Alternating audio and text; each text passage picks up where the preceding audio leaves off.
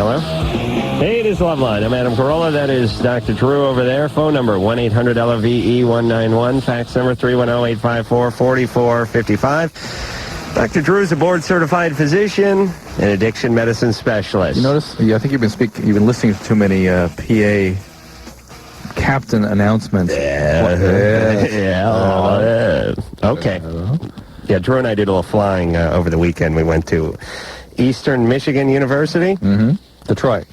It's always bad, by the way. We do these lectures at these schools, and usually one of the questions I have for Drew as we're walking out on stage is, what's the name of the school? What's the name of this school? Who's the mascot? Which I know they'd be mad about. No, do they have a football team, basketball team? What should I know? All right, I could do an hour on travel alone, and yes.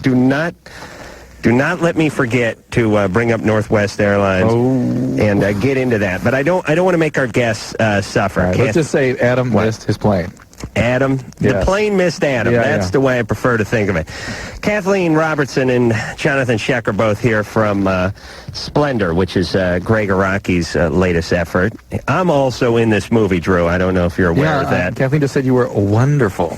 Which I think is so much. You know when somebody's BSing when they go over the top like that. She was being very, very kind. But Greg Araki's done the Doom Generation. And wasn't one of his movies just called like F or Totally F? Totally. S.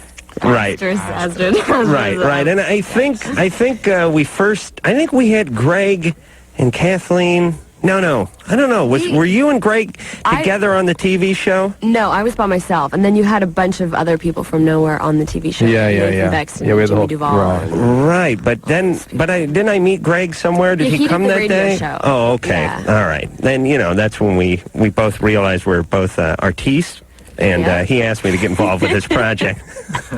I was here, and you said, you got to give me a part. I still haven't received a check for that. And Johnathon, by the way, Johnathon was, I would know him best from that Thing You Do. He was the good-looking one. He was a little bit of an a-hole, but he seemed to be talented. He was he was the lead singer. He was the heartthrob, and it was a good movie. It's not like one of those movies as a guy you really want to admit that you liked, but it was a fun movie. Let me turn your mic toward your noggin there. Yeah. So and I didn't know you were in this movie, but I forgot about the movie because I think I did it like 2 years ago. When the hell did this thing shoot? A year and a half, about. I swear it had to be longer than a year and a half ago. It really did, because I shot it at a junkyard in Sun Valley, by the way. And you waited all day, I remember. Yeah, and Greg, does he still have that dog in his pocket? Yes. Or is he just happy to see us? Greg carries, Greg is not a large guy, but the dog was in the movie. Oh, was? Dog, yeah. Well, really? Yeah, the dog didn't is get cut, in Splendor. Yeah. And okay, so this thing's out, by the way, the movie Splendor's out in New York currently. Then it's coming out in San Francisco, then L.A.? It's out in San Francisco this weekend. And then it opens in Los Angeles October 1st. Where will it be out here? 5. Sunset 5. Well, I may go out and see myself, Drew. Put my ascot on and go marvel at my body of work, which is that. All right, I think you'll be surprised, Drew. I don't remember what I did anymore. I yelled at somebody. Really good. And that's the magic of film. They can make dinosaurs walk right out of the screen. Come on. They can make Adam look good on screen, please. Well, there was a screening of the movie at Sundance, and that's where it opened. And as soon as you came on screen, people were like, "Oh my God, that's Adam Carolla!" Yes, I swear to God. And I've been getting favorable notices, Drew, in the trades. All right. The part of the a-hole boss, played by Adam Carolla, was done with zest and verve. Drew, would you? Yes. Would you like to add to that? No. No. All right. Cameo appearance. We'll go to the phones. Andrew. Yes. You're 13. Yes, I am. Wow, you sound older. That's what many people tell me. All right. I was jacking off, and I got some ejaculate in my eye. You're jacking off, and you got some in your eye? Yeah. I was looking up to see where it goes. You know how if it goes all over the place or something. Sure, I know. You kind of squirted out and got in my eye. You know. Yeah. You want to know where it goes. Later on in life, you're not interested in where it goes, just as long as it goes away. What do you mean where it goes? I'm actually thinking about putting a drain in my hamper so I never have to I was wondering deal with it. But I was wondering where it goes after it goes out of my penis. You know, if it goes, just comes down. All right, whatever. I'm done. Go ahead. What's the question? Yeah, and then a guy in my eyes, I'm wondering what that would do to me. You know, if that's anything, give me eye damage in the future or something. Well, only if you have a chlamydia or gonorrhea. Those are about. Oh, really? Yeah. Yeah, let's talk about that for a second, because I know Andrew's just a jerking off, but what about stuff you can get in your eye via the semen there are route? 3 biggies. One is chlamydia, the other is gonorrhea, and the big biggie is herpes. Herpes in the eye is actually devastating. So it's something to be aware of. And you can get that. I mean, that doesn't obviously have to be. That can be by mouth if somebody has a herpetic sore on their lip or something. And they put their lip in your eye? Yeah, that's the story I would go with, by the way, if it came via the semen route, you know, when you had to sit the folks down and explain to them why you couldn't see out of one eye. Just a boatload of semen was, infected semen was dumped on my left eye, Dad, and I can't use it anymore, but I still got my driver's license, and it hadn't hurt my golf game. Kelly? Hi. You're 26 years old? Yeah. What's going on? Well, I want Dr. Drew to help my friend out and an argument between us. Okay. We're both 26, and she's been with her boyfriend for 3.5 years, and she's never been on any kind of birth control, and he only puts the condom on right before he's about to come, and she has never gotten pregnant. She's very lucky. Yeah, and I was telling her that she's going to get pregnant. Yes. They're infertile. She's going to get pregnant. Provided he's jobless and, what'd you say, Anna? Yeah, or works in, like, the sheet metal industry. All right. But, Kelly? Uh-huh. I'm interested in the part where the guy puts the condom on right before he orgasms. And then he goes back in her. What does that do for him? I don't know. I just found this out, and I had figured they were using condoms the whole time because I keep telling her to get on the pill, and she doesn't want to, and she's like, no, we're okay, we use condoms. Well, they're not. They're not using them properly. This is why condoms are only 88% effective, is people don't use them properly. But maybe this is an ingenious plan. They're saving the condom for when it counts instead of wearing it out with all that useless humping. What about the stuff that comes out before ejaculation? I don't know. It just sounds bizarre where the guy, I mean, I bet you half the time, if his timing is poor, he ends up just sort of aiming for the condom when it's out. Because some sort of, windsock or something in a storm. I mean, like seagull crap going into a windsock. I don't know what's wrong with me, Drew. She didn't believe me. I told her that she's going to get pregnant or she's infertile. Kelly, there's no way Tell her she's going to get pregnant. She is going to get pregnant. She's got to at least keep that. Well, she'll be using the morning after pill after each time that she practices her little method there. Okay. But she needs to get on the pill. Okay. All right? Okay, thanks. All right.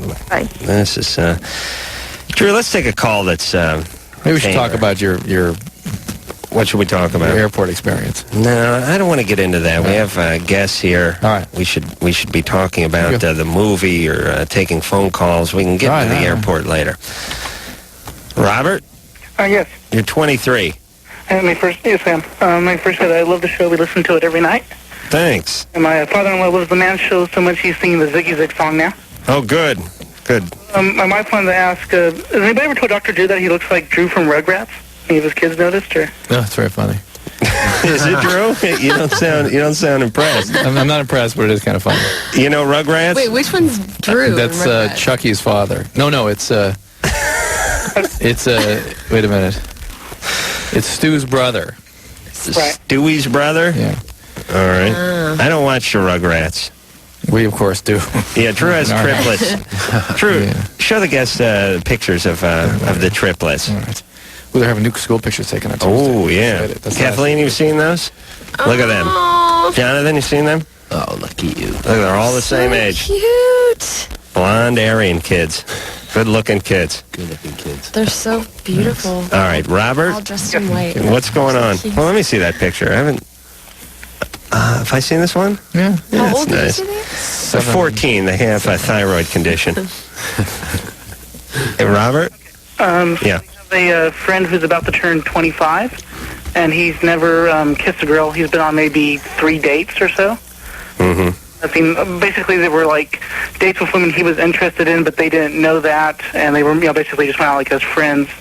And most of his other friends now were all married, and we're sort of wondering if there's something wrong with him since he's almost 25 and never seemed to get anywhere, and if there's anything that we should do, if we should be concerned. Kathleen, you're a female. What do you think about a guy who's in this predicament? Be more specific. And I don't really understand what. Well, he's asking about his 25-year-old friend who's sort of not a hit with the ladies. Yeah. But I don't feel like talking to him because it's not his problem, it's his friend's problem, and it's not a dire problem. We don't take secondhand call. Lisa, We don't? Lisa, mental note. Nobody gets to call about their friends unless it's an immediate problem there that affects them directly. But Yeah. I accidentally hung up on him too. I didn't mean to. Oh, okay. But the fact is, he was just saying that he's never had a serious date, never even kissed a girl. A 25-year-old. What would you think about a guy in that situation? What do you think might put a guy into that category?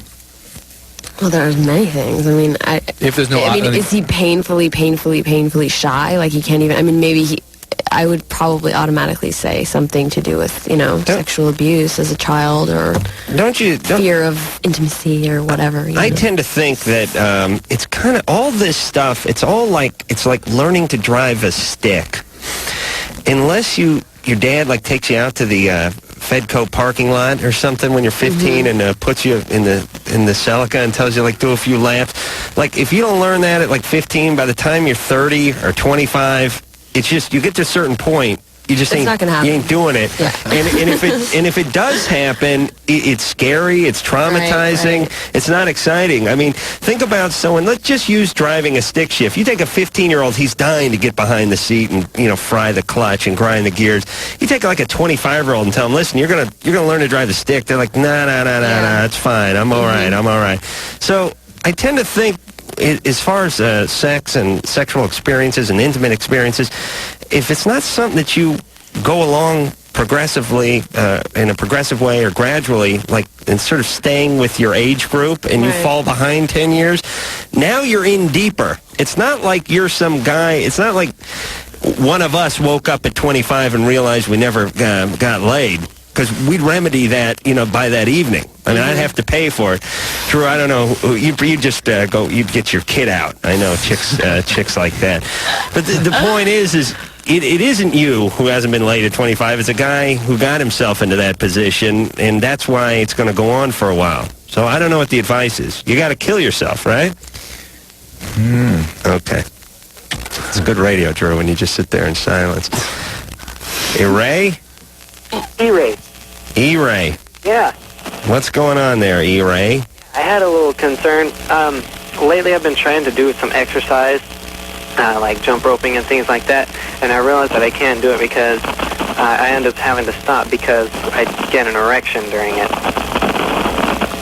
Yeah. And what's your question? See, because I've tried different kinds of underwear and everything. I've tried briefs and boxers. And, What is your question? well, I was wondering, why is it doing that? Why is it during a specific type of exercise? Well, no, it's like if I jog or if I jump rope, anything like that, it'll come on. I'll get an erection. Yeah, but that has sort of the same motion to it. Do you know what I'm saying? Okay. Okay. Is that common though? No. But what if you were let's say doing you never had that, have you, Jonathan? Oh, no, that's never happened to me. What about doing bench press or something? See, well, that's not a problem because if it happens then, I'm just kind of chilling out, laying around. You don't remember He the guy has zero idea what I'm getting at here. But what I'm trying to... we had called that it was having ejaculation when he do squats? No, it's not. I mean, Stop. Ray, hold on a second. We're just talking amongst ourselves here. Yeah. I don't remember that. There are strange things that people can get through various kinds of stimulation during exercise, and you surely remember the women that call with the strange. Yeah. Women have orgasms doing everything. except for when I'm on top of them. Every other place on the planet, they're getting off. They're getting off on the ride to work. Or, I pushed the clutch in. Something gets going. I get on that machine at the gym with the thing, and I get, again, they're having them everywhere. Spin class. Right, I'm spinning. I'm having an orgasm while I'm spinning. Hey, E-Ray? Yeah. So... then you've answered my question in that any kind of physical activity and you get an erection. Yeah, it's like something where I'm bouncing around or something, like jogging. I swear to Christ, I'm going to beat your scrawny ass if I see you, E-Ray. I'm going to ask you this goddamn question one more time. Now listen to me. I hate all listeners. I've been getting at this for 10 minutes. If you're doing bench press, do you still get the erection? Lying still on the bench. Yes or no? No, I'm not. No, you're not. Even though 2 minutes ago you said yes, you did, but it didn't matter because you were lying down. If I did, it would matter, but... But you don't? No. Okay, because I'm trying to figure out whether the guy's Johnson is like rubbing up against him while he's jumping up and down, or he's just getting an erection whenever blood starts, when he breaks his sweat. I swear to God, I hate our callers. I hate them. I hate them. Can we do something about them? What can we do about them? We should have some sort of screening questions to see if they can just answer straight. Oh, I swear, I hate them all. Well, listen, how old was that guy? Oh, who cares? 20. I hope he dies 20. before he turns 21. 20. He's 20? Listen, usually exercise will kill an erection. Any guy will tell you that. I once, during a physical, I've told Drew this story, but our guests haven't heard it. I was getting a physical, I think in like high school. I was playing football, and I was told to get in my underwear and sit there. You know, they make you sit there for like an hour and 45 minutes. They just tell you to hop up on the table, get in your underpants, and then the doctor splits. And the doctor, shoots, I don't know if it's 9 rounds or 18. I don't know how many holes he actually shoots, but I know he plays golf in between the time your pants come down and the time when he feels your nuts to see if you have the hernia there. But the guy leaves for it's like 20 minutes, and I'm just sitting there in the doctor's office, and I'm 17 years old. I'm in my underpants, and when you're 17, you get in your underpants, you get a boner. you do at 17. Tell Kathleen this. He's okay, Kathleen. It's not just because no, it's not just because he's a deviant. But you do. I mean, at 17, you'll get an erection just sitting in class or riding on the school bus or whatever. But if you get down in your underwear at 17, my penis it's like waving the leash in front of the dog. It's like it thinks it's going out. My penis was like, all right, here we go. This is good. So I'm in my underpants and I'm getting an erection. And I'm sitting there. Now I'm sitting there and I have a full erection while I'm in the doctor's office. And I'm staring at the door and I'm realizing this old guy's going to walk through the door any second. I'm going to be standing here with an erection. The first thing he's going to say is drop your shorts because he's getting to the hernia check. Terrible. And I'm going to be standing, take one of his bifocal lenses out or something with my penis. I thought, this is going to be horrible. This is going to be horrible. And I know he's going to walk through that door any second. So what do? I think fast. I think to myself, I never had an erection while I was exercising. So I get down, I start doing push-ups. And I crank off like 35 push-ups. And I'm, red and I'm covered with sweat, but the erection left immediately. Gone. Yeah. So there I am, no erection, but red and covered with sweat. And get the hernia checked. So what's the moral of the story here, Drew? Okay. Len? Hello? You're on Loveline with Kathleen Robertson and Johnathon Schaech, both from Splendor. The moral is one of my new joints is going to be out in L.A. Pretty soon. It's in New York and San Francisco now. Oh. Yeah. You're 14? What's going on? Oh, can I say something real quick? Sure. Okay, I love you. Which one? Adam. All right. Yeah. Good. Yeah. Well, then you have to go see Splendor because he's in it. That's He's right. So good. And I have a special relationship with my listeners. I love them all. God, I get so coming right back at you, Len. Kathleen carries on about how good you are. I'm going to see this movie now. Maybe I will too. What the hell did they do to it? Oh, I just have a line and a half. It's like, don't I? I don't say anything. Oh, you have you have some good moments. Really good Sweat like a mother. Is it hot in here? Am I just all fired up tonight? You're fired up. All right, Len. Yeah? What's going on? I'm in love with my friend. His name is Aaron, and he likes my best friend. And he doesn't like you. Well, he doesn't say he does. I know, but he likes your best friend. Yes. Which sort of eliminates you. Yeah. What's your question for us? I wondered if there's any way to get him to like me at all. You know what? With guys, the truth is, and this is the truth, and not to be... Oh, that's so sad. You know what I'm going to say, right? Yes. Guys don't typically get to like anybody. That's either a sort of a yes or a no thing, typically. Guys get drunk and go camping and get to like people. That's like the version of a guy growing on a girl is you go camping with him and he drinks a 12-pack. That's sort of the like... That's as close to getting to like as guys have. Women do this because they're mature. Like, you know what I'm saying? Women do this all the time. As a matter of fact, it's almost cliche. They go, oh, when I first met Larry, I was not I thought he was a pig. I thought he was repulsive. I was disgusted by him.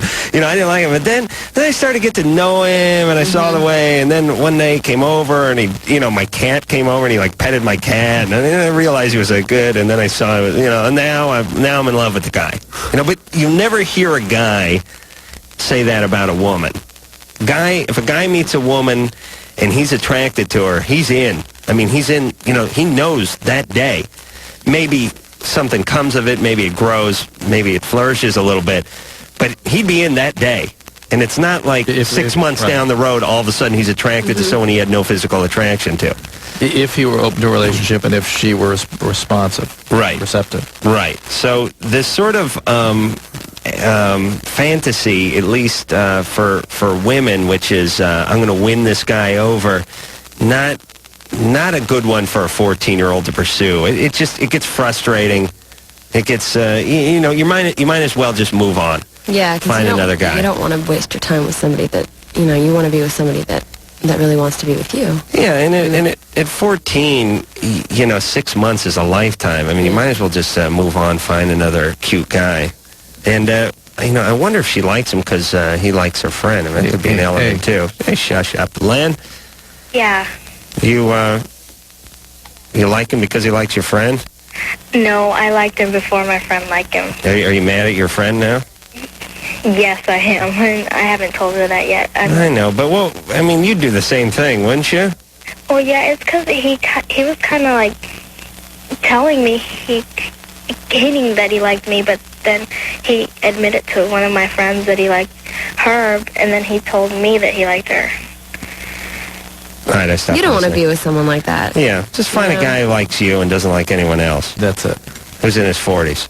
In his 40s? Yes, you need a mature man with a little gray around the temple. She's 14. I can see the screen, Drew. All right, Len?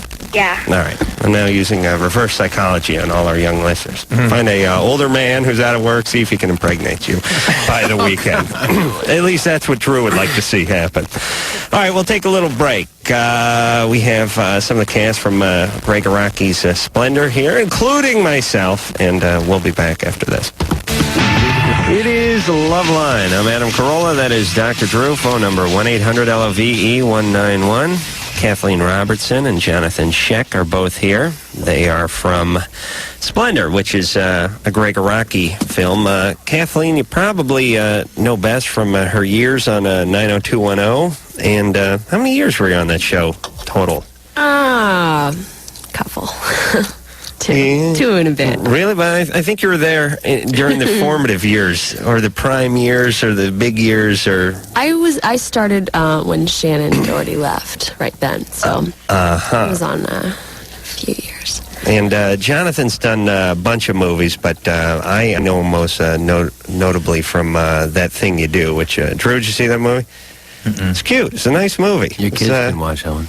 Yeah, it's like it's clean. It's got a catchy tune. It's Still love it. Wow. Yeah, it's kind of fun.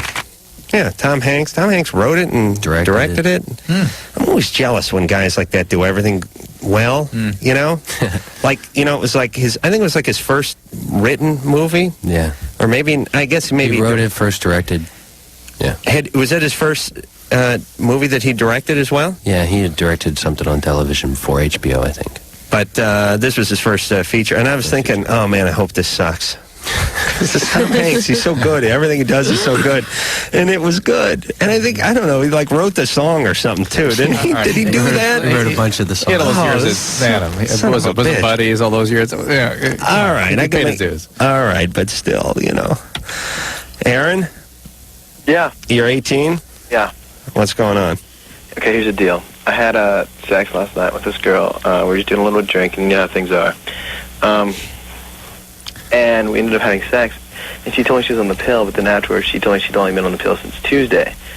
Later my friend told me she needs to be on the pill for a month. Depends which pill. Which one is she on? I don't know. Well, the triphasic pills are okay the first month. So you got a reasonable chance of being okay. Okay. What if she's not? I mean, how big is the chance that she's going to get pregnant? About the 42%, 43%. I believe it's about the same as not being on the pill that first month.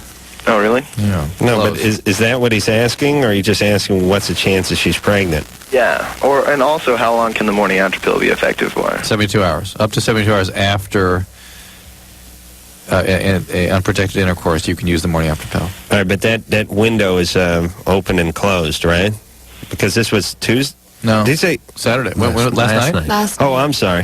Happened last night. Okay. She's only been taking the pill since Tuesday. All right, well, okay, that's where I screwed up. Well, why don't you see if she'll take the morning after combo? Okay, I've also heard that you can take 2 pills. Does that work? Depends which pills you're on. Okay, all right. So. Do you talk to her? Yeah, we're really good friends. This is like an odd thing to happen, but I don't think it should be any different. And she doesn't want to be pregnant? Oh, I hope not. Okay. But if she's on a triphasic pill, any Loveline, Triphasal, Ortho 777, she should be okay. If not, you want to look for levonorgestrel. That's the pill you can take as the morning after pill. All right, but he's not going to remember all that crap. He's like stoned. Try. Whatever. Try to put a condom on, I think is what Drew is getting at. But he should call her and say, look. Are you okay? Yeah. And should we be talking about the morning after pill? Right, but where's he get it? She may be able to double up the pill she's on, depending on what she's taking. All right. Hey, Aaron, you got to make that phone call, though, because you're running out of time. All right, well, I'll call her right now. Thanks.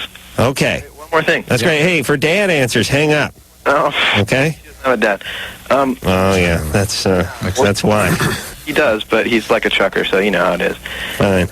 Are you ever going to have Jeremy McGrath on the show again? Yeah. He'll be in later tonight. Yeah. No, I don't know. Jeremy comes in. Jeremy's the Super Bowl of motocross 250 motorcycle guy. He wins like every year in every race, and he usually comes in like once a year. Once a year, yeah.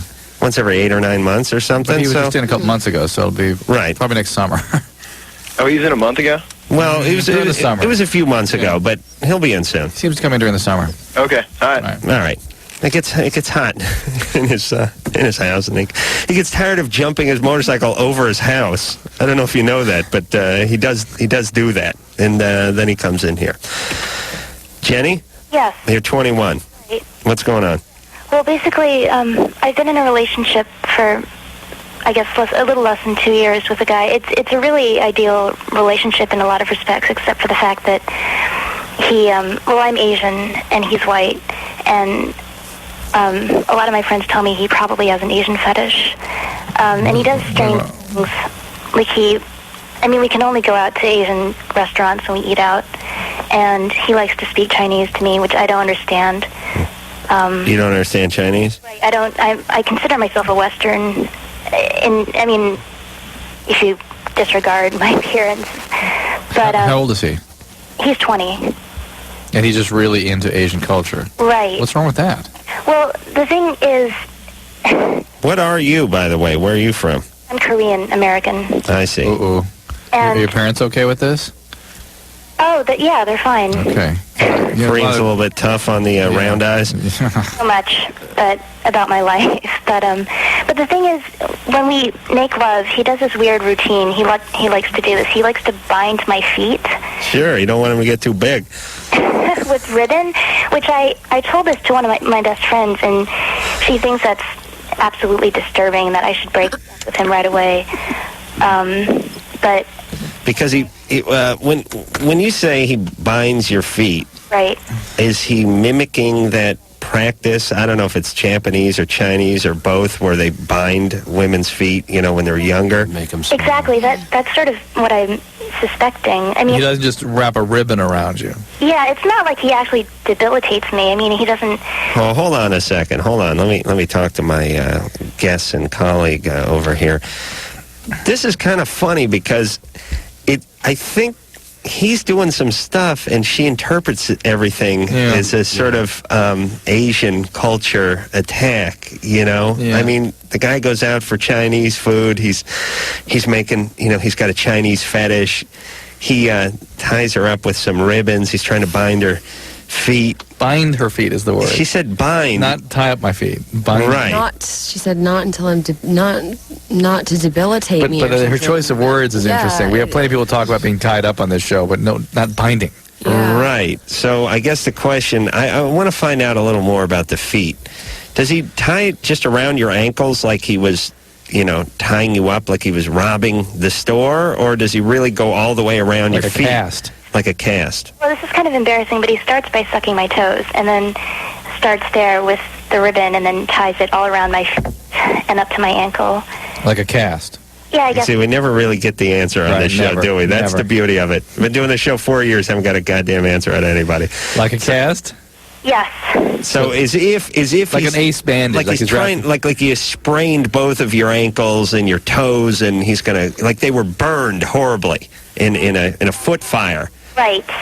Okay, so that is like a sort of binding. Right. But I suspect that has nothing to do with the whole Asian aspect of this, because it's pretty common for people with foot fetishes to have sock fetishes and that sort of thing as well, and shoe fetishes. So this is sort of a variation on that theme. He's fetishistic, there's no doubt about it. Right. But whether the whole preference for people of Asian descent has anything to do with that, I don't know. Well, why is that disturbing to you anyway? That just means you're right in his wheelhouse, Well, I guess I'm concerned that he doesn't really love me. He loves the fact that I'm Asian. Yeah, well, look, no one ever really loves anybody. They just love whatever turns them on about the other person. But I mean, seriously, I don't know why everyone separates sort of their attributes from them as if it was another person. I mean, there's some women that love a guy with a sense of humor. I mean, every woman, Woody Allen has ever dated has dated him because of his sense of humor or his intellect or his ability. Yet he's banging away 14-year-olds. What's he care? Do you know what I'm saying? Yeah. And many beautiful women get along with many attractive men because they're beautiful. I mean, there's always sort of an attribute that somebody has that you're into. Mm-hmm. And if someone's into what you got, that's usually a good thing. And if it's a race, even better, because that's all encompassing. You know what I mean?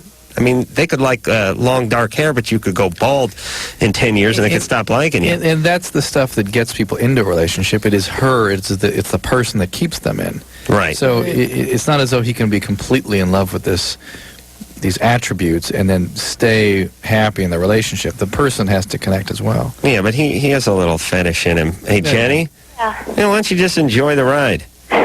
Okay, I guess so.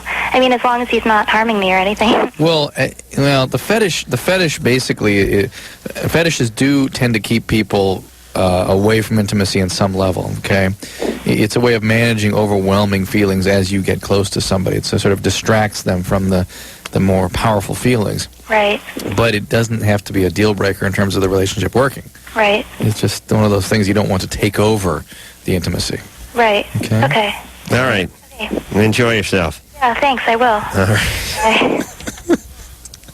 Well, as long as she doesn't go down in the shoe size, Right. then she's all right. Yeah, as long as you can stand up in, let's say, an 8 or 10 knot wind, everything's fine. If you start to tip over, then you call us back. True? Yeah. Yeah. Gina? Yeah. You're 17. I never met any women with any fetishes. I don't seem to attract those. Women don't have them nearly as much as men. Oh, they don't? Mm-mm. What's the big chick fetish? Kathleen, you got anything you like on a guy? Physical things? Yeah, like what's like the most popular female fetish, do you think? Do you think it's like getting spanked a little bit or like a little rough love? Is that would that be it, or am I just imposing that on you? I think the most common thing is the female. Oh, you mean thinking about women? No. That the women over-feminize themselves. They fetishize their body. Right. Drew has an interesting theory. Wait, what? That people like Pamela Lee or Angeline are basically female cross-dressers. They fetishize their whole body and make it overly female as a way of managing and fetishizing their experience. It's an interesting angle, because if you look at Pamela Anderson, she looks like a female in drag. Right. She's like a female right. person. She's a she-female. Yeah. Hey, it's like extra female. Kathleen. Anyway, I didn't mean to interrupt you. I know. We can talk about something else. Nothing. No. You don't like it? Well, okay. No. Don't speak from personal experience, although we'll connect it to you, whatever you say. But what do you think one of the more popular ones for a female is? Like your friends, let's say.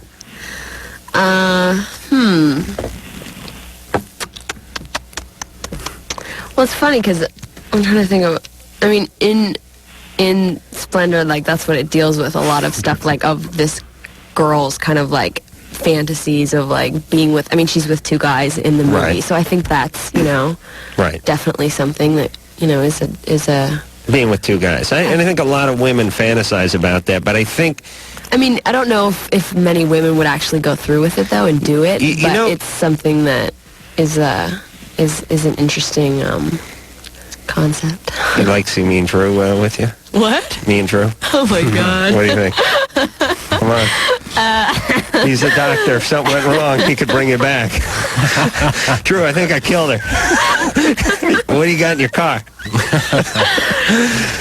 No, but this is something that's interesting. Is I think that women have fantasies and men have goals. Meaning, like, most women you speak to have had the fantasy of two men. But most wouldn't act out on it. It would just, Right. that's their fantasy. Some two, mysterious stranger kind of guys that make love to her. But as a guy, that's a fantasy, but it's a goal. Like, all fantasies become goals. Are ultimately something that you As want well, to yeah. do, It's like, right. well, my fantasy is being with two chicks, and if the band really takes off, I'm going to do it. You know what I mean? Or if my number comes up, I'm doing it. I'm capitalizing on it. Right. And I think women have a little richer fantasy life that way, because men just become sort of obsessed with actually doing it. All right, we will take ourselves a little break. Drew, who are we going to talk to when we come back? Gina. Gina's 17. She likes her boyfriend in every way, but she isn't attracted to him. She hates kissing him. She wants to know why. We'll tell her why after this. And Dr. Drew. Well, there she is. Kathleen Robertson and Johnathon Schaech are both here from Splendor, which is a new movie. It's a Greg Araki movie. It is currently out in New York, and I think it's out in San Francisco, or it's coming out in San Francisco. It's out in San Francisco. It's out in San Francisco, and it will be out here in Los Angeles I very soon. think it's out and down in Florida, too. And In Florida right now. this is, now Greg Araki's been working on this thing for a while, hasn't he? I mean, it's taken a little longer to get this out than it was supposed to, right? No, because Nowhere was pretty much the same. And It was? And Doom Generation, I think, was... Usually, It takes some time with an independent. I mean, it's got to go through. It does. Yeah. Is it putting it together, or is it getting funding for distribution, or what is the time-consuming part of it? Because the filming part seemed to have gone. At least for me, I was done in like 2 hours. So in my mind, this movie was finished 2 years ago when I Right. left the junkyard in Sun Valley. But seriously, what did you have to get funding after it was all shot? No, it's after it. Like, it premiered at Sundance in, like, almost a year ago, I guess. And it just takes, from the time it premieres at a festival, then it has to get distribution. And then once it gets distribution, then it And has they to figure kind of- out when they want to get it They have to out. figure out, Right. how to market it and just all that kind of boring stuff. And they try to do it sort of tactically, Yeah. which is, I don't know, whether it's a Christmas or a summer movie or something like that. But I don't know, what do you do with a Greg Araki film? I mean, what is the season for that? I don't mean that Back to school. I don't mean that in a bad way, but I mean, it's not what you call it's not a big summer thriller, blockbuster, and Right. it's not like a winter sort of Christmassy movie. I mean, I don't know when you put it out. Well, I guess you put it out now. So it is, if it's not out, it will be somewhere around you, theoretically, soon, and yours truly is in it. Gina, Yeah. You're 17? Yeah, I just first want to say, Adam, I love you. I think you're so funny, and Thanks. You're welcome. Okay. So anyways, my problem is, well, you pretty much know my problem. It's that, my boyfriend, going out for like 3 weeks. He's so funny, and we have so much fun together, and I like him so much. But I'm just not physically attracted to him. 3 weeks? Yeah. Yeah. We've known each other for a long time, but... Were you friends first? Yeah, for a long time. So you never were really attracted to him? No. Did he kind of push the relationship? No. I don't know if you remember, I called a couple weeks ago, and it was a guy I really like, but, he liked my friend instead. Oh, so you got him? Yeah. And now you don't like him? You remember me? Yeah. You see what's wrong with women? Look at this. She calls 2 weeks ago, says, I really like this guy, but he likes my friend. What should I do? And now she goes out with him for a couple of weeks. She finally gets him. Repulsed. She doesn't want to kiss him. Well, but he's great in every other way. And I'm wondering if I'll get over it. Well, why don't you just skip right through to the oral sex or something then and, bypass the kissing. Can you do that? No. She's 17. I know. Okay. You're not into him physically? kind of. I think... No. Listen, though, it's not really something you can work out mathematically or pragmatically. It's just something that either you want to kiss someone or you don't. I know, but we're so great in every... It's just, I can't give up on the relationship because we're really great together, It doesn't really sound it, though. But you guys it just sounds like you're still good friends. It's like you're great on paper. But you're not great. There's no feeling attached to it. Really, you got to actually have feeling or attachment to somebody. You have to... So there's no way it can just happen. It just has to be there already? No, it can. We talked about earlier tonight that women can sometimes come around, but it sounds like you're really forcing this issue. You've given it a try. What's wrong with him? Is he one of those guys, like when he opens his mouth, he gets those strings of saliva that stick between his, upper jaw and lower jaw? That's a deal breaker, isn't it, Kathleen? Yeah, that's bad. Let me see that guy with that, sort of looks like a cage in his mouth. Not that bad at all. Does he have a retainer? No. Is he bad breath? No. I think it may be just me. It may be just in my mind. It's probably me. I don't think it's him so much. Okay. Well, listen, whatever it is, you're not into him. But I want to be. I understand that, but you're not, yeah. And if you've only been together 3 weeks, it would be different if you guys had been together for 5 years and you were now starting to feel, I don't know if I'm attracted to him. But, the first 3 weeks, month, year of a relationship, you should not even be. That's when it's at its best. Yeah, that's when it's the best, Yeah. The kissing stops later, but this is when the lion's share of the kissing should be going down at the 3 week mark. And if it ain't there, then you're not going to find it. It's all right. You thought you were attracted to him. You made a mistake. You're not attracted to him. And you move on. That's all. I don't know why she's so freaked out. Nicole? Yes. You're 23? Yes, I am. What's up? Okay, my problem is that admittedly, they are some big goals that I have for my life, and my parents are trying to tell me to whittle them down. I have a 12-year plan to get myself into the FBI Serial Crime Division, and I'm also writing a book. I'm currently in the process for applying for a grant for that, and my parents are telling me that my goals are too high. Are they telling your goals are too high, or they're just telling you to calm down? They're telling me my goals are too high. I need to set them lower. Stop shooting so far away. You might be disappointed. Yeah. I had the same conversation with my folks when I was talking about getting my GED. The test was coming up, and they told me just to stay home and stick with the carpet cleaning. Get back to the pottery wheel. Get back to the potter's wheel. Nicole? Yes. Do you think I've had a few friends that have had some grandiose plans, and I've told them they were idiots, but it was based on past performance. They're actually idiots. They're actually idiots. Yeah. You know what I'm saying? Like, I have friends that are, 32, and they're in junior college, and they're saying, I finally realized what I want to be. I'd like to be a... astronaut. I want to be a pirate. No, yeah, they seriously, they go, yeah, I want to be a Navy SEAL or something. I'm like, listen, fat ass, you're stoned. You've been in junior college. You're now on semester 127 of LA Valley College. Why don't you you just go ahead and graduate and get your AA degree before you work on being an astronaut or a physics engineer? When I was in medical school, I used to always run across those guys, and they'd go, "Oh yeah, I'm going to be an orthopedic surgeon." I go, "Really? Where are you going to school?" "Oh, I haven't got to that part yet." Not school right now. No, not right now. Right. So, Nicole, is this your story, or do you have a good track record? I have been studying criminology and law for the past 13 years since I've been in 4th grade. That wasn't the question. This since I was little, and I came up with a viable plan to be able to enter the FBI, because I know it's very hard. Okay, where are you studying now? I'm waiting to get into Department of Corrections. I'm going through my background investigation right now. I'm going to be using that money to go to school. Are you, you're not going to junior college, are you? Huh? Junior college? No. Forget it, honey. You get a job at the Pottery Barn, and you get married. You understand? This junior college is like a black hole. You get sucked into it. You never get out. You'll never get out of junior college, Nicole. 2 years for my associate's degree. 2 years. Yeah, that's what all my loser buddies said when they were 18. You're 23. Why didn't you go to college when you were 18?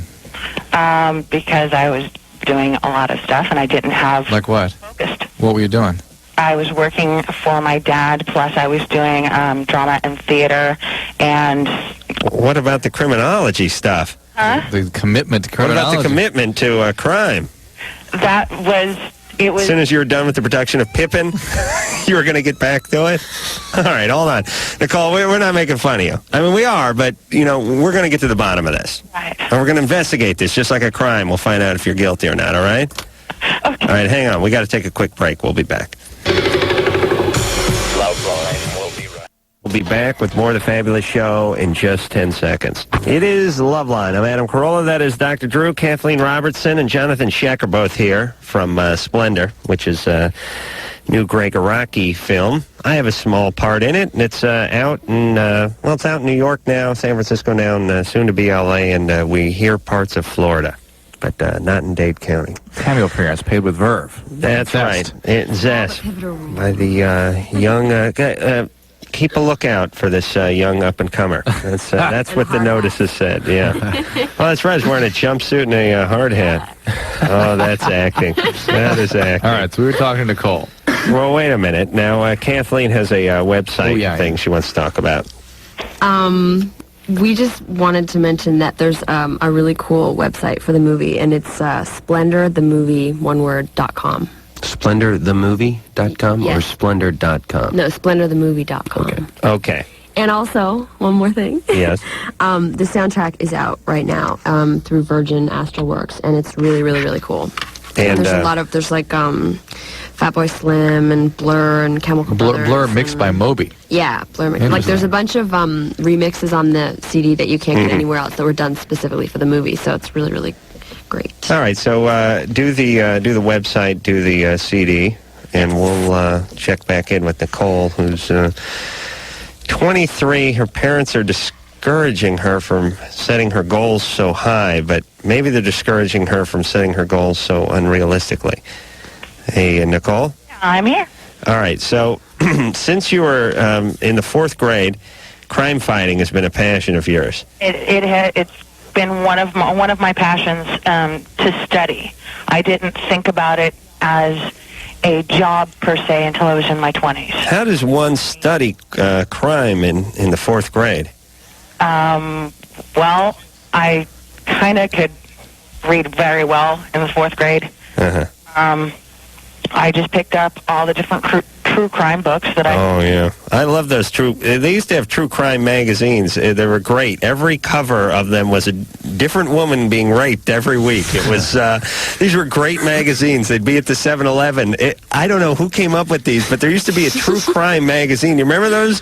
They were like Detective magazine. Yeah. And every single one was some chick with her blouse that had been ripped open, and a guy had the stiletto right in between where the bra joined, where the two cups join, and he was about to snap it off. It was like, look inside this magazine. There's some raping going on here, kids. And you could send away for a badge or holster or something in the back so that you then could rape as well. Do you know what I'm talking about? Yeah, I remember those. I don't think they have those anymore. I think somebody, now got rid of them or something. I studied Zodiac Killer, Ted Bundy. Sure. And all the different serial killers, and also... all the big names.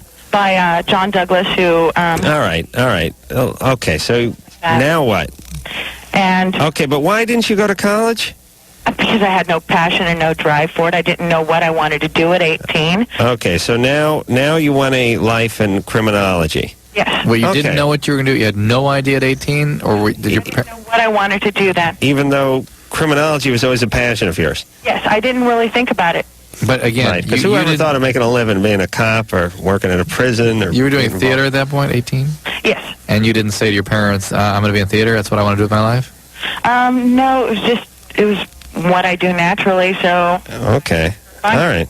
Do. All right, so why do you think your parents are skeptical? Personally, I think they're just more scared that I'm choosing a profession that is dangerous. Mm-hmm.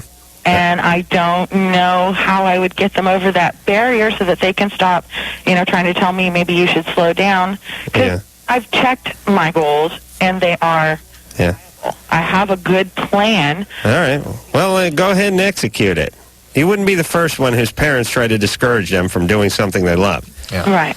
As I said before, when I was looking into my love, which was carpet cleaning, my parents at first were a little apprehensive. They didn't know if I could keep up. It was a pretty fast-paced world. Me and Hidalgo getting in a van and driving out to Simi Valley to clean a Red Robin was something that they thought, you know that life is. First it's a Pizza Hut, then it's a Red Robin. Eventually you start kiping croutons from the salad bin, and you spiral out of control pretty quickly. They were so concerned. They banished you from the main house. That's right. I moved out to the garage. But after they realized I think it was a passion of mine, I think they stood aside and let me live my dream. That's why I love them so much. All right, Drew? Let's go.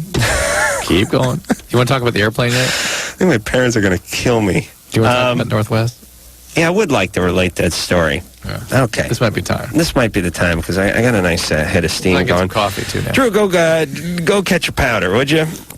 I'll tell our lovely guests about this. Drew and myself, we travel. We do some college lecturing. It's not really fair to call it a lecture. We just stand up on stage. We do this show. People ask questions, and we answer them. They pay us, and we go home. That's basically the gig. And we've done a bunch of these, but we were going to be in Eastern.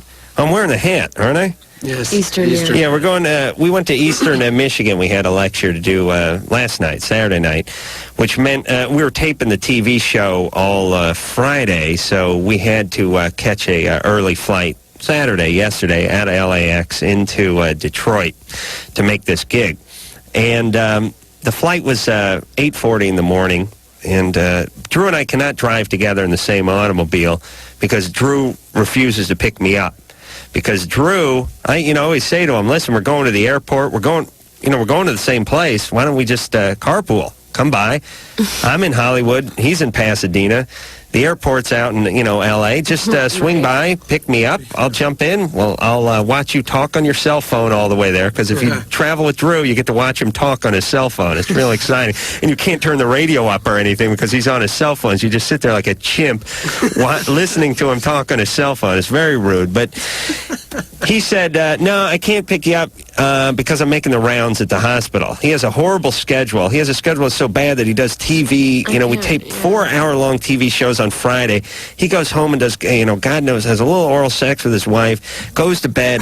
Oh, here he is now. And then Pow, he's up making the rounds at the hospital. So we just decided, look, we'll just meet at the airport like we normally do.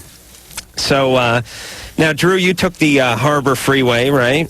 Yes, and there was an accident going north, if you noticed, too. That part of the freeway was just completely shut down. I didn't notice that, but if anyone lives around here, we decided, we both in separate cars took the Harbor Freeway to the new 105 freeway, which goes right to the airport from basically sort of downtown L.A.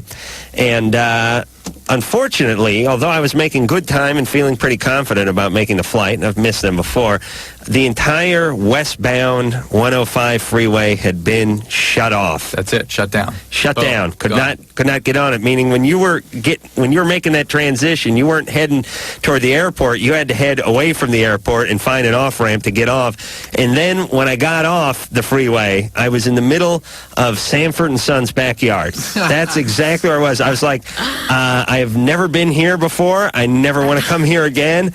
I'm driving an expensive car, and I'm scared for my life, and I have to get to the airport because either someone's going to kill me here or Drew will kill me when I get to the airport. So I just start hauling ass alongside of the freeway, and I don't know what it is about driving to the airport, but all bets are off. I'm doing 90 down surface streets and pulling like e-brakes and, Starsky and Hutch type maneuvers. Never any fear of any police. Right. Now, if I'm driving down to get a smoothie and I'm going like 4 miles an hour over the speed limit, I'm cramping in my pants. I know I'm going to get a ticket. But when I have that's equivalent to a pregnant wife, I think, for a single guy. You just take it. Is the airport. It's the risk. You're just going to take it. Yeah, just screw it. I'm going to make this plane, and there's one way I'm going to make it. It's doing 85 through Watts and then through Inglewood, and that's what's going to get me to LAX. So I'm hauling ass, and I'm following the freeway, and I go down about 5 miles, and I finally figure out that the freeway, whatever, I think some oil tank or something turned over or something on the freeway. I get back on the freeway after the obstruction, and now I got to like 95 or 100. I get off the freeway. I park in the right in the middle of the airport there, right in the expensive place there. But I figure, what the hell, I'm there for a day. We're going northwest, and now it's an 8:40 flight. I get out of my car. It's like 8:28, 8:30, and I'm thinking, now we got to be on stage in Eastern Michigan at 7 o'clock, and that's 3 hours further along than we are now. So I got to make this flight. I know Drew's on this flight, and we got to get on together. So I'm running through the airport, and Drew, because Drew has told a few people along the way. Stationed people, not people that work at the airport, not security people or people that work for Northwest, just people. Just like chicks. Adam's going to be coming. He's going to be sweating and cussing. You tell him which way to go. So I'm chugging through the airport, and there's like some chick I'm running by, and she goes, "Drew's that way. Go, go, go." It was like a pit stop, and I pass like some other guy, and he's like, "Drew's over there. Drew's over there." And I'm like, I'm running. Thanks. And I'm thinking, who the F is that person? What? All right. So I figured Drew must have tipped him off. So I run. I get to the air. I get to the. It's always the furthest goddamn one. It's always the furthest one. It's just the one. It's right at the end. It's right where it bends and comes back around. It's the furthest one away. But I get there. The flight's at 8:40. It's like 8:36, 8:37 now. There's the plane. I stood there till 8:36, and they go, "You going?" I go, "All right, I'm going." And I go in. Right. Look down the aisle. Look for my minion. Yeah, sort of give the high sign down the aisle. Drew's playing it. Drew, it's like some sort of FBI sting operation. One's got like a folded up racing form under her arm. She hands it to me. I hand it to the next guy.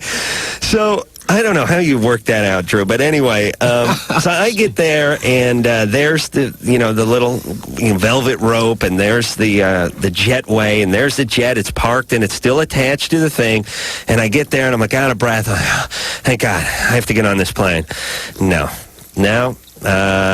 You can't get on the plane. I said, listen, I have a first-class ticket. I have an E-ticket. I'll just show you my ID. I have no luggage. My partner's on this plane. We got a gig in Michigan this evening. I have to get on this plane, and I'll just walk right on. I have reservations, first-class ticket. Now you can't get on. Then the guy goes, well, maybe you can't. Hold on. So he, does something. I don't know what he does. He makes, a phone call or something, and then he goes, this is the biggest mind F I've ever had. He goes, okay, come on. He opens the velvet rope. Come on, show me your ID. I show my ID. He goes, come on, here we go. And I go, oh, good. And I'm running down the gangway there, and I get to about 10 feet from the door of the plane, and some chick comes out and goes, door shut. Sorry, go back. And I'm like, no. The plane is right there. I got a first-class ticket. I have no carry-on luggage. My partner's on this plane. We're doing a gig tonight in Michigan. It's the flight leaves at 8:40. It's 8:38 now. I want on this goddamn plane. Sir, the door's been shut. The door is shut. And now I'm thinking, I don't know why, but I'm thinking a lot about what's her name who just got which one of the who's the chick who just got frisked at the airport? Diana Ross. I'm thinking, all right, I'm thinking about Diana Ross here. I'm like the white Diana Ross. So she's like, sir, the door has been shut. Go back to the whatever. And I'm like, oh, No. So I walk back to where the window is, and I'm looking through the glass, and I see the door is open because the little thing that attaches to it, the jetway, it's like a foot away from it, and I can see the door slid open. It hasn't been shut yet, and I see heads passing back and forth. There's a couple people walking in and out of the thing.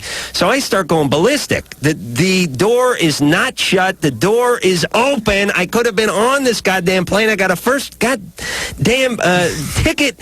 Let me on that plane. No, you're not getting on that plane. And then they said, your partner has, we had to deal with his luggage. I think they were pissed at you, and I was somehow being penalized. I was running a screen. I was trying to keep the door open. Drew's playing, you're doing the old retarded luggage shill. You knew he was going to come down that... Well, I was just delaying the way I could. So, and she goes, this was the classic line, Sir, we don't have time to seat you. I said, how much time do you think it takes for me to sit down? Would you say, I'm giving you multiple choice, 45 minutes or an hour? How long do you think it takes me to put my ass on a chair? And by the way, I could have been in the goddamn chair by now if we hadn't been arguing about this, and the door's still open, and I have a first-class ticket. Nope, not getting on. My partner's on a plane. I have a gig tonight, mission. No.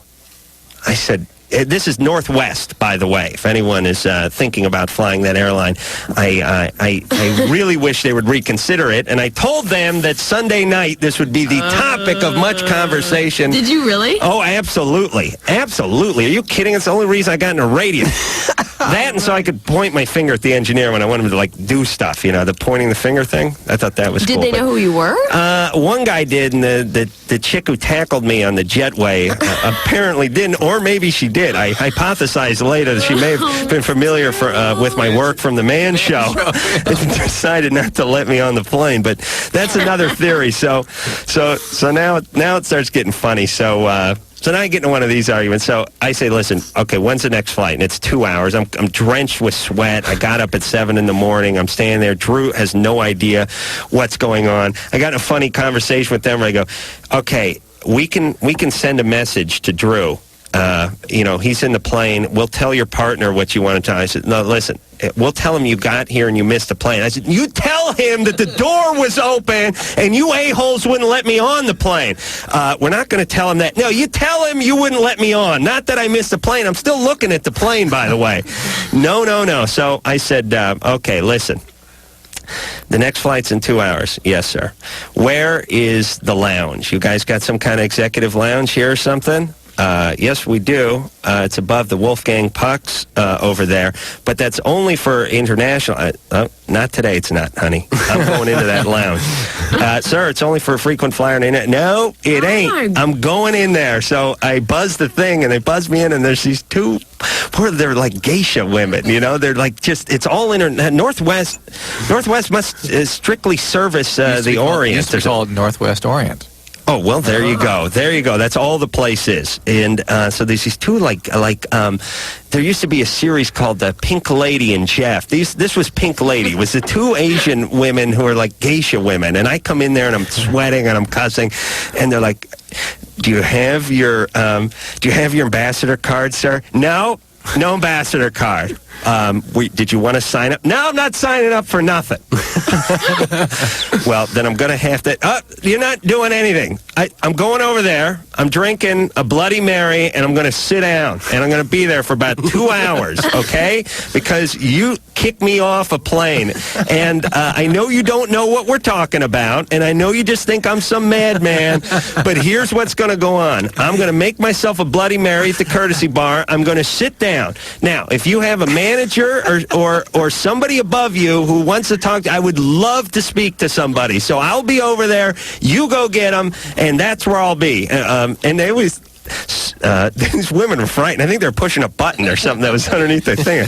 The manager won't be here till 9, and we can't. No, yes, you can. And it just goes to show you, by the way, if you have that sort of righteous indignation, if you have God on your side, you can do just about anything. I'm convinced you could just steal a car from a showroom if you thought it was your car. Like if you were delusional enough to think like that Ford had taken your new Expedition or something, I think you could walk in, grab the keys, get in it, and drive it away, and they'd leave you alone. But that's what I did, and I just finally, I don't know, the woman, when I told her about the 105 being shut off, she identified because she said, I have trouble too with 105, and I said, yes, that's me, and so she let me sit down. But those bastards over at and then Northwest, and then on delightful flights. Then on to the Airbus. By the way, the Airbus was the next flight was the Airbus, which is not a good bus. Bus is just under like rickshaw in terms of optimal travel things, and I don't know why they put wings on a bus. But as it turns out, it's a pretty good descriptor of that plane. It is a bus. Yeah, there's like a bum who was masturbating next to me. The thing about this Airbus is here, and then we'll get back to the calls because I had a first class ticket. Right, this Airbus. I said, what film? It's a 4-hour flight to Detroit. I said, what movie they're going to show? Maybe it's That Thing You Do, right? I said, what movie they show? Oh, we don't have a movie. I said, all right, well, what are you showing, like a Seinfeld or Third Rock or something? We don't have a screen. I said, all right, well, I'm sitting in first class now. I go, let's just give me some headphones. No headphones. I said, isn't there a law? Didn't they pass a law in like 1974 that all planes, even light aircraft, even military aircraft, must be built with a headphone jack? Whatever. Nope, don't have it. At least you had a nice lunch. No, had a stale hoagie. So if anyone is ever dreaming of flying that Northwest airline, I strongly urge them to reconsider. Or at least they just stay with the bigger planes, because we had a nice flight back. The flight back, yes, that was fine, except for the luggage compartment. All right, I got to dedicate 2 minutes to the luggage compartment. This is a good one. Not the overhead bin. The overhead bin. This is perfect. Okay, so we do the gig. We do the gig last night in Michigan, and we got to get up real early and get back on the plane and get out back to L.A. today. So we have like a 9 a.m. flight. We get in the car at like 7:30, get out the airport. Everything's good. Hop in the plane. Me and Drew sitting next to each other up in first class. Got a nice big DC-10. The seats reclining. Everything's fine. And I'm looking at my watch. I'm having a couple Bloody Marys because I like to drink on the plane because it's free and because I have problem with alcohol. And I'm looking, and it's like, so now it's like 9:10, it's like 9:15, it's 9:20, and the plane ain't moving. And everyone's on it, and it's all buttoned up, and we're all just sitting there, and the engines are going and everything, and I'm thinking, hey, why is this plane moving? And then I glance off to my right, and I notice on the other aisle, right across from where Drew and I are sitting, there's a luggage bin that's open, overhead storage thing. It's just open, and they keep pushing it shut, and it just keeps coming back open with the little pneumatic hatch opener there. And then the pilot comes on. He's like, we're having a little technical difficulty, a little problem with the overhead storage bin there. We got a part that we're going to try to find. As soon as we take care of that, we should be backing out and on our way. And I'm thinking, hey, it's just a storage bin. Well, let's get going, And they're like, no, we got to get the part to fix the thing. And there's one piece of luggage. It's like a shoebox up there. It's like one piece of luggage is in this bin. So I say, I have a few drinks, so I call the stewardess over. Was it the guy or a girl? Guy, and I said, hey, listen, I'm... well, you did both. You had a guy and a girl. You came over. I don't have a degree in, engineering or anything, but here's my plan. Why don't we pull the one piece of luggage that's in the questionable bin out, we'll put it in the bin next to it, and we'll take the goddamn plane right off. Nope. It's been suggested, sir. I said that. Whoever suggested it was a genius. Now, why don't we do that? That part's just a few minutes away. I said, oh, what part? What part? Why can't we just... There's a knapsack in this bin. We were sitting for a half hour now. There's a knapsack up there. Just put it in the one next to it, and here we go. So now flash forward another 30 minutes. Phone the guys in L.A., tell them to foam the runway because one of the bins is open, everybody. We may be coming in hard.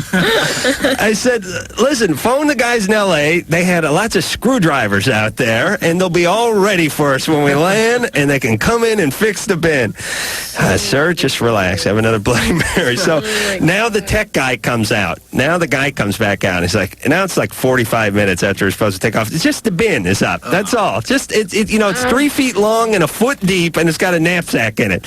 So the guy comes out, and he goes, listen, I couldn't find the part. So I'm thinking, all right, Drew, we got to get on. Is there a train that goes to Los Angeles? So he goes, so he's got some duct tape on it. And he goes, so he pulls the knapsack out of the bin, and he puts it in the one right next to it, which is empty. And then he shuts it, and he puts a piece of duct tape on it, and he goes, all right. And then now there's some paperwork to go through. He hands a pile of clipboard, and there's like 15 minutes of paperwork with people signing off, bin disclaimers, and now we're on our way. So there you have it, everybody. Northwest Airline. I'm going to wipe the sweat from my brow. We'll take a little break. When we come back, who are we going to speak to there, Drew? Robert. Robert is 19, is semen from the second orgasm less potent. We'll find out after this. It's Loveline. I'm Adam Carolla. That is Dr. Drew. Kathleen Robertson is here, and so is Johnathon Schaech. And good timing, Jonathan. Greg Araki's latest film, although bad movement there. Greg Araki's latest film, Splendor, is out in New York and will be out in Los Angeles very soon. It's also out in San Francisco, and we have the stars of it in here this evening. Drew? Yep. Ready to go to the phone, Yes, sir. What's where were we? Four. Robert? Yeah. You're 19. I certainly am. What's going on? Oh, yeah, the semen question. The semen thing. Hey, first of all, I want to say that you and Dr. Drew are excellent. I really love your work. You guys do a lot of good stuff for people. Thank you. Yeah. Now, the whole semen thing here. I masturbate quite a bit. 1, 2, 3, 4, 5. Sorry about that. Did you just do it, or were you just telling him? No. I'm counting money. Does it work? Oh, damn it. I was totally confused. I swear to God, he's like, I masturbate quite a bit. Let me see here. 1, 2, Right. 3, 4, 5. And 15 makes 20. I swear to God, I thought he was telling you. Okay, Adam. Where are you working? I am working at a gas station. Fantabulous. Yeah, isn't it, though? So you masturbate quite a bit. Well, what I was getting at there is that, when you go a second round, it's usually a little less in amount, and the semen is clear. That is true. It's also less concentrated in sperm. Okay, all right. So my question is like last night, me and my girlfriend drank quite a bit. And Do you steal booze from the gas station, Robert? no, you know what we did, though? We did go to a wedding reception where we knew absolutely nobody. Oh, and drank for free? And we got totally ripped. Oh, how funny. For free. Right. And so we went home afterwards. We got into it. But the first time I wore a condom, the second time I didn't. Uh-huh. And That is not contraception. Yeah, I know that. I know. And my She's going to use the morning after pill. Right. Okay. Another aspect of it is that she was ovulating at the time. Well, then she's definitely going to get pregnant. If she's already ovulated, the morning after pill is not even going to help you. How do you know she was ovulating? Because we kind of, have it all worked out there. Yeah, why? What do you mean it worked out? Well, if you got it all worked out, why are you doing it without the condom? Yeah, alcohol. I know it's not an excuse. What do you mean you have it worked out? We figured it all out as best we possibly could. That's useless. It is? Yeah. Why is that? Because you can ovulate any time during the month. Yeah, but don't you have a schedule as a woman? No. Not predictably. It floats? Oh, yeah. Any woman could change? Yep. Any given time? Yep. Young as opposed to when they're old? Especially when they're young. Okay. All right, Robert. Listen, get her that morning after pill. Okay. You got to do it. Thank you, guys. All right. But if she's ovulating, it's not going to help. What is this morning after pill, you guys? It's basically the birth control pill taken in double dose within 72 hours of unprotected contact, and it prevents ovulation just the way the contraceptive is supposed to work, but it doesn't do it with the same efficacy as if you had taken it before the contact and the way you're supposed to take it. but it's very effective. It will substantially reduce the risk of pregnancy. What if you're not actually on the pill? That's what we're saying. It's just if you're not on the pill and you do this, there's take a two double products. It's called Prevent or Plan B, and it's just two. Each of them has a kit with 2 pills in it. You take it within 72 hours, and in fact, if you take it in the first 24 hours after the sexual contact, you reduce the risk of pregnancy by like 95%. It's very effective. Hey, Jonathan, Drew, remember those days when you could have a few drinks in you, go for round 1, then crank it on up for round 2 with like a 12-pack in you? How far away are those days? How distant a memory is that? I mean, drunk and, okay, baby, it's time for round 2. It's a novelty. It's just a novelty, yeah. I hung that up with my raccoon coat. Michelle, back when I think the Dodgers were still in Brooklyn, I think that's when I did that last. Michelle, you're 20. Yeah, hi. What's going on? Well, I'm having a dilemma with my boyfriend that we've been going out 4 months. Things have been great, and I go to college. He's in the military. And now all of a sudden he wants to hang out with his friends. And Friday night he wanted to hang out with his friends. And I'm like, okay. But I ended up going out with his friends and him. We picked up another girlfriend of mine. And my one girlfriend's really into like the strip club scene, wants to be a stripper. Ooh. So we decided to go to this strip club where it's only 18 and over. And they're the totally nude place. And I got really jealous. And I had been drinking. I normally don't drink that often. And it really upset me. I mean, I was about crying in the strip club. I was so upset by watching my boyfriend. And I've been to strip clubs before. And what was your boyfriend doing? He was just totally like doing the little tongue thing on his lip, like he was liking it. You can like see up them practically. You know, they have their body right in your face. Yeah. Well, was he okay? I mean, wasn't he sort of keeping himself in check, knowing that you were sitting nearby? Well, he knew I was mad because the whole trip to the strip club, he was saying, God, you should have stayed home. I think you should really go home. And I'm like, well, what am I going to do? Because my one friend's going with too, my girlfriend. Okay. Like, I'm not going to sit at her place. All right. Well, you guys need to start a family. That'll clear things up. All right. So what's your question? Well, things have been going great. Sounds like it. Yeah. It's utopia. I wish you could bottle this stuff. I'd get some. Well, up until now, and now all of a sudden he just wants to start hanging out with his friends, and his friends are all looking to get laid practically. And that's, how long have you been with him? Huh? How long have you been with him? 4 months, and he's been my first boyfriend after like 2 years, and I've had long relationships before. And you guys, have you ever considered, has anyone ever approached you to come out with like a series of cassettes on relationships? Maybe you get like, John Tesh and Connie Selleck to narrate or something, but you guys, do the text. Anyone ever approach you? No. No, okay. Well, first off, this guy's in the military, so I don't trust him. Don't trust him? No, and listen, people, don't call this show and give me a hard time, but we all know the military's the last resort for most guys. And most of those guys are pigs. That's fine. That's what you want in the military. You want guys who go to totally nude places and stick their tongue out because chicks squat in front of them. These are the kind of guys who can, jump into foxholes and, dive on grenades. That's fine. But, maybe you two are arguing a lot, and it's a pretty new relationship. Mm-hmm. Well, just call it a day. But things have been good up until now. I just don't understand why now all of a sudden he wants to hang out with his friends so bad. Before, he always wanted to spend all his... Because as guys get into relationships, their true colors begin to become exposed. Yeah, you start doesn't take long. Slide into your comfort zone. And this is what you're going to be dealing with for a long time to come. And I'm curious why you always stick around people who need a lot of fixing. Why like your girlfriend who wants to be the stripper, and the boyfriend that's sort of alcohol. Like the one girlfriend of mine, we've been friends for a long time. No. Agree with her wanting to be a stripper. I'm totally against that, and I think she can do better than that. But she's not going to school. I'm a junior at the U of A, and University of Arizona. We're going down there on Friday. Are you really? Right? We're not flying Northwest, are we? We're flying probably Southwest. Oh, probably. That's great. No, we're giving a talk down there. One of. We will? Yeah. All right. So Friday, we'll see you there, right? We're at U of A. What's the big auditorium? Centennial Hall. Centennial Hall, right? Is that what we're doing? I think we are. Yeah. Really? Yep, Friday night. Friday. All right. So anyway, yeah, I'm glad they've been advertising it over there. They've really been doing a number. I've oversaturated, apparently.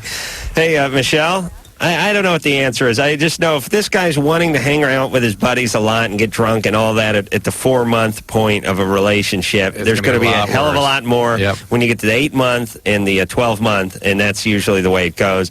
And guys that are military or 20 like to hang out with their buddies. That's the way it works. And he's off somewhere, and it just she's off somewhere. It's just, you're probably going to find out her dad was an alcoholic, too. All right, well, she's fixing everybody. We'll find out Friday when we're over at the U of A, Drew. Amber? Yeah. You're 16. No, I'm 15. Oh, you're 15. Yeah. What's going on? I have to talk kind of low because my mom's here, but my sister had this boyfriend for about 3 years, and they're broken up now for about 6 months, and the entire 3 years I was sleeping with him, and I lost my virginity to him. At 12? Yeah. Perfectly normal, perfectly healthy. How old was this guy? He's 20-something now, 24, I think. So he was 21, right? Yeah. And you were 12. Mm-hmm. And how old is your sister? She's 17 now. Ugh. So she had the 21-year-old when she was 14, right? Yeah. Where's your dad? I don't know. Yeah. I never know my dad. That's how it works. And how's Mom doing? She takes care of me. She's a good mom. She is. Yeah. Why did she know about this guy? Yeah, she knows about him, but nobody knows about what I know, but did she... But forget about you for a second. What about your sister? 14-year-old sister going out with the 21-year-old guy? She didn't know he was 21 at the time. They lied about his age. Oh, boy. Well, did you think he was 19 or, 14? And what'd you... No, he looks really young for his age. I know, but he drives an El Camino. You know what I'm saying? I mean, didn't he pull up in his van or something? And she didn't want to know anything about what he did or anything? Well, she was uneasy about it at first, but she trusts my sister. Oh, my God. And so your sister didn't know about this? No, I do because my sister's home. What's that? I have to hurry because my sister... Okay, all right. Well, I'll do the talking. Whether I should ask her or not. Whether you should tell her. Oh, boy. She's not with him anymore? No. Okay. Probably not. But she's got to get some help for herself. Yeah. Amber does. Yeah. This was sexual abuse, Amber. It's not losing your virginity. This is rape, basically. Okay, 21-year-old and 12-year-old, there's no such thing as a sexual encounter. Unless he's in the business, and then there's only rape, molestation. Yeah. Okay. Hey, Amber. Abuse. Yeah. Okay, so what should Amber do? Is there somebody at school you can talk to, Amber? Is there another adult you can talk to about this? No, I can't talk to anybody. You've got to talk. You need to talk to somebody, an adult. You're going to need to talk for a while about this. There are clearly a lot of things going on at home beyond this. This is enough by itself, but there's obviously quite a bit of groundwork was done to create circumstance for this kind of thing to happen. Hey, Amber, you still there? Yeah. Can I give you a phone number to call? A helpline? Well, door opening? I'm talking to Loveline about Greg.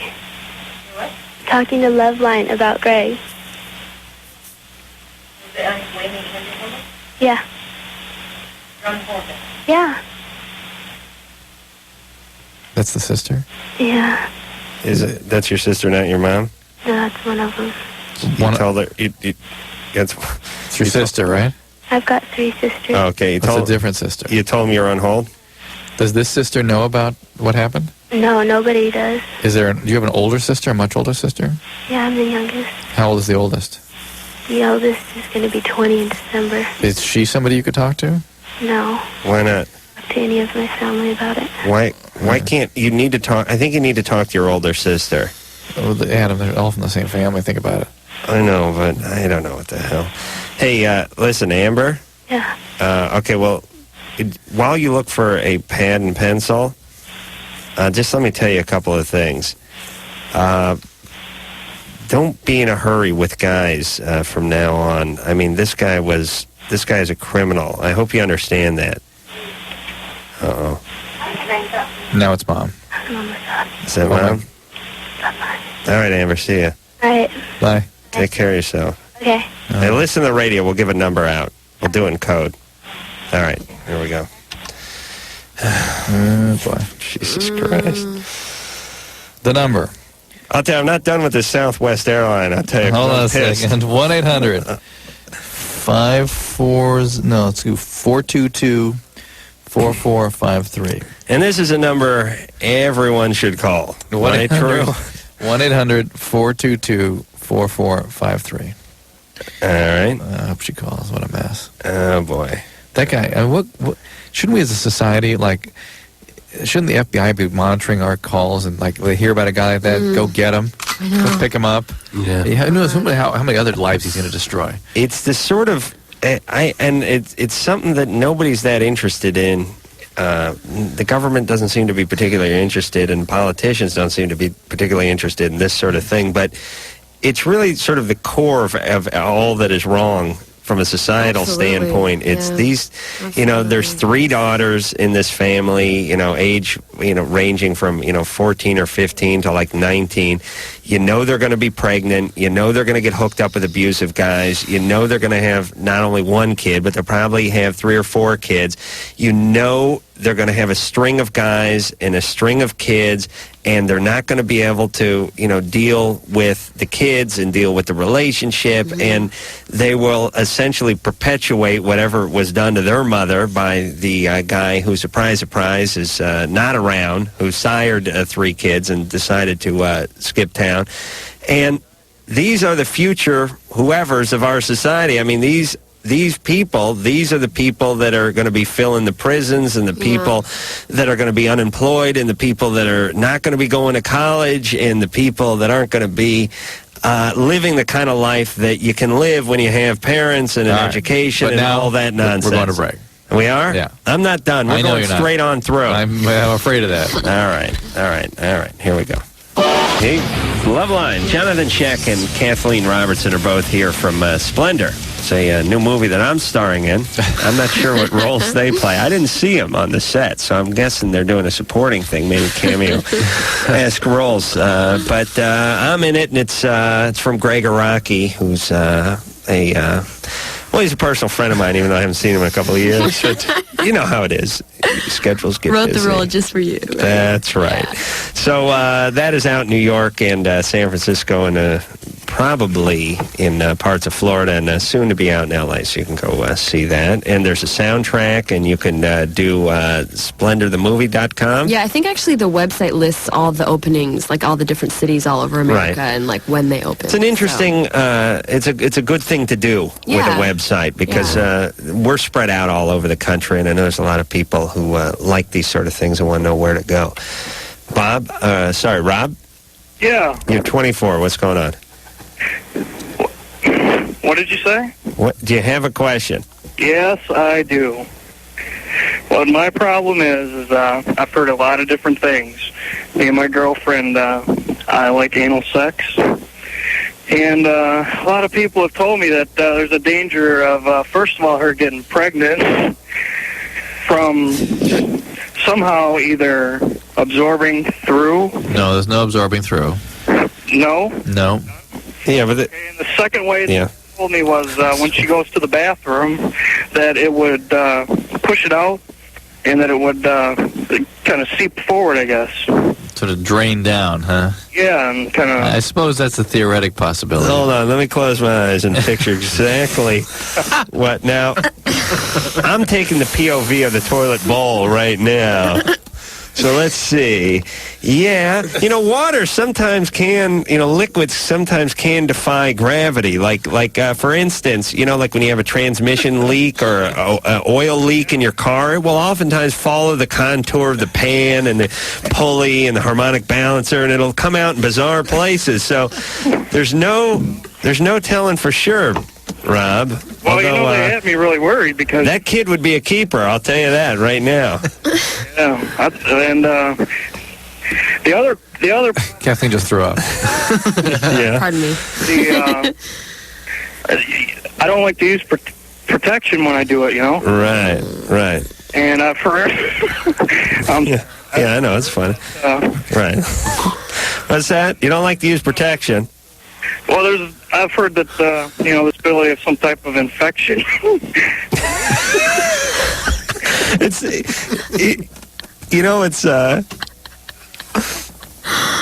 I don't know why this is cracking us up. I think it's him cracking up. It's like Roy Clark telling you he's banging someone in the ass. It's like I picture a guy like a fat guy, suspenders, and a banjo going.